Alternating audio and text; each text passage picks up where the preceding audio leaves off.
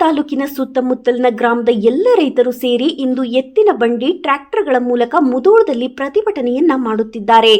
ಘಟಪ್ರಭಾ ನದಿ ಪ್ರವಾಹ ಇನ್ನು ತಗ್ಗದೇ ಇರುವುದರಿಂದ ಬೆಳೆದಂತಹ ಬೆಳೆ ಸುಮಾರು 10 ದಿನಗಳವರೆಗೂ ನೀರಲ್ಲಿ ಕೊಳೆತು ಹೋಗುತ್ತಿದೆ.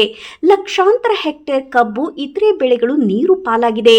ಕೂಡಲೇ ಸರ್ಕಾರ ಇದಕ್ಕೊಂದು ಶಾಶ್ವತವಾದಂತಹ ಪರಿಹಾರ, ಸೂಕ್ತ ಪರಿಹಾರವನ್ನು ಒದಗಿಸಿ ನಮ್ಮ ಸಮಸ್ಯೆಯನ್ನ ಆಲಿಸಬೇಕೆಂದು ನೂರಾರು ರೈತರು ಇಂದು ರಸ್ತೆಗಿಳಿದು ಹೋರಾಟವನ್ನ ಮಾಡುತ್ತಿದ್ದಾರೆ.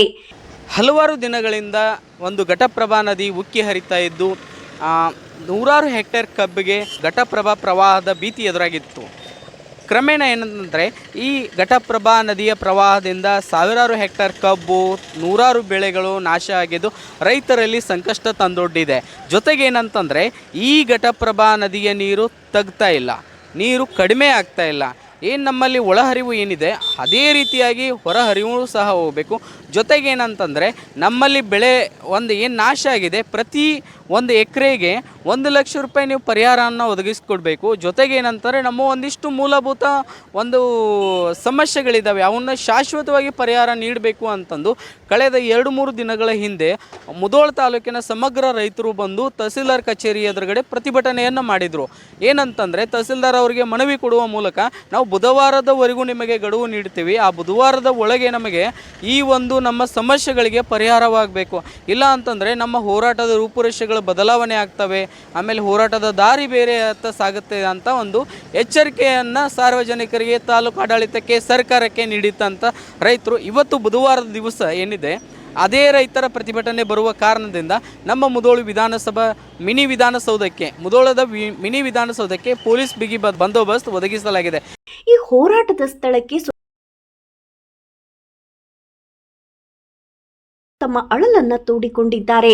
ನಮಗೆ ಶಾಶ್ವತವಾದಂತಹ ಪರಿಹಾರ ಕೊಡಿ, ನಾಶವಾದ ಬೆಳೆಗೆ ಸೂಕ್ತವಾದ ಬೆಲೆಯನ್ನ ನಿಗದಿ ಮಾಡಬೇಕೆಂದು ಒತ್ತಾಯಿಸುತ್ತಿದ್ದಾರೆ. ಜೊತೆಗೆ ಘಟಪ್ರಭಾ ನದಿಗೆ ನೀರಿನ ಮಟ್ಟ, ಹೊರಹರಿವು ಕಡಿಮೆ ಆಗ್ತಾ ಒಳಹರಿವು ಎಷ್ಟಿದೆ ಅಷ್ಟೇ ಹೊರಹರಿವು ಸಹ ಆಗಬೇಕು. ಪ್ರವಾಹ ಬೆಳೆಯಲ್ಲಿ ನಿಂತ ನೀರು, ಪ್ರವಾಹದ ಮಟ್ಟ ಕಡಿಮೆಯಾಗಬೇಕು ಎಂದು ಒತ್ತಾಯಿಸಿದರು. ಈಗ 34 ಹಳ್ಳಿ ಈಗ ಹೊಳಿ ಮುಳುಗ್ತಾವು, ಅವ್ರೆಲ್ಲರೂ 10 ಮಂದಿ ಲಿಸ್ಟ್ ನೀವಾಗೆ ಊರನ್ನವ್ರು ತಂದು ಕೊಡಬೇಕು. ದಿನ ಎಲ್ಲ ಊರನ್ನ ದನ ಅಲ್ಲಿ ನೆರ ಸಂಸದರು ದಿನ ಒಬ್ರು ತಹಸೀಲ್ದಾರ್ ಆಫೀಸ್ಗೆ ಬಂದು ಕೊಂಡಿರ್ಬೇಕು. 34 ದಿವಸ ದಿನನಿತ್ಯ ನಡಿಬೇಕು. ಅಂದ್ರ ಇವತ್ತು ಮಾಡಿ ಹೋದ್ರಿ ಮತ್ತೆ ಮುಂದಿನ ವರ್ಷ ಕೂಡ್ತೀರಿ ನೀವು. ಅದ್ರ ಹೊರತು ಏನು ಆಗಂಗಿಲ್ಲ. ಅವ್ರು ಮಾಡೋ ಮಟ್ಟ ದಿನ ಚಾಲೂ ಇರ್ಬೇಕು.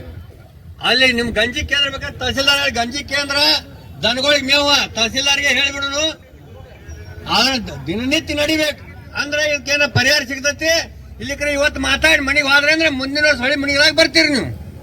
ಮುಂದಿನ ದಿನಗಳಲ್ಲಿ ಪರಿಹಾರ ದೊರೆಯದಿದ್ದರೆ ರೈತರು ಎಲ್ಲಾ ಜಮೀನುಗಳನ್ನ ಕಳೆದುಕೊಳ್ಳುವಂತಹ ಪರಿಸ್ಥಿತಿ ಎದುರಾಗಿದ್ದು, ಇದಕ್ಕೆ ಶಾಶ್ವತವಾದಂತಹ ಪರಿಹಾರ ಸಿಗದೇ ಇದ್ದಲ್ಲಿ ಹೋರಾಟ ಮುಂದುವರಿಸಬೇಕಾಗುತ್ತದೆ ಎಂದು ರೈತರು ಈ ಮೂಲಕ ರಸ್ತೆ ತಡೆ ನಡೆದು ಹೋರಾಟವನ್ನ ಮಾಡುತ್ತಿದ್ದಾರೆ. Mahesh Demashetti, KS news, Mudhol.